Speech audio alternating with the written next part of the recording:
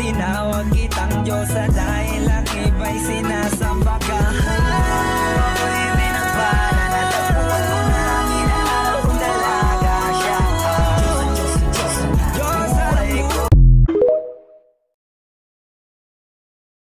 Hindi natin patagalin ang issue na ito. Alam niyo naman siguro no, kung gaano kabukas si Thailand girl sa mga LGBT no, sa karapatan at syempre sa mga LGBT na mga pilingon at mas lalo na sa mga LGBT na mga hipokrito. Ang sarap-sarap ng tulog ko. Gumising ako na nabasa na naman ako na pinatayo ang crew ng 2 hours para i-educate. Nagitawag siya na sir. Alam niyo ako, hindi ako nag-sugarcoat. Masakit ito ha, pero real talk tayo. Sa lahat ng mga LGBT na gustong tawagin na miss pero sir ang mga itsura nila, before nyo i-educate ng 2 hours yung mga tao na nagtawag sa iyo na sir, tanungin mo muna ang sarili mo. Kamis-miss ba talaga ang mukha mo or ang kulgid ka sa nawong?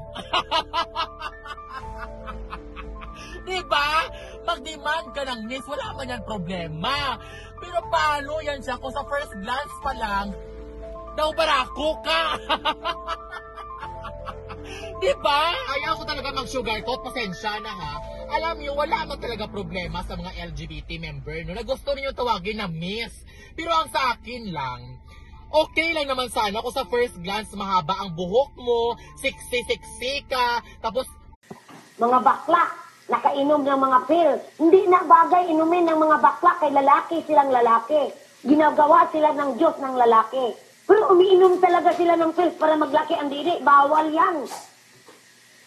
O eto mga kapatid, may bagong paraan na ngayon para malaman kung totoong tao ba ang katransaksyon mo online. Yan ang tinatawag na iris scanning. Kung paano yan alamin sa Frontline Report ni Faith Del Mundo.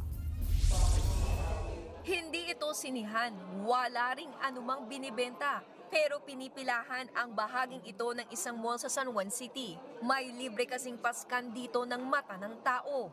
Gamit ang kamera ng orb, ini-scan ng iris o yung may kulay na bahagi ng mata. Para saan ba ito?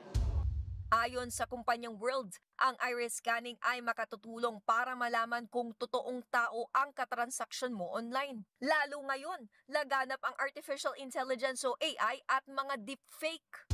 It's designed to help you solve for scams and deepfakes online. So it allows you to create an anonymous digital passport that you can use kind of like an advanced CAPTCHA, and it's meant to help humans navigate an AI world. Alam niyo ba, isa sa mga nagtatag ng iris scanning ay CEO ng kumpanya ng OpenAI na may likha rin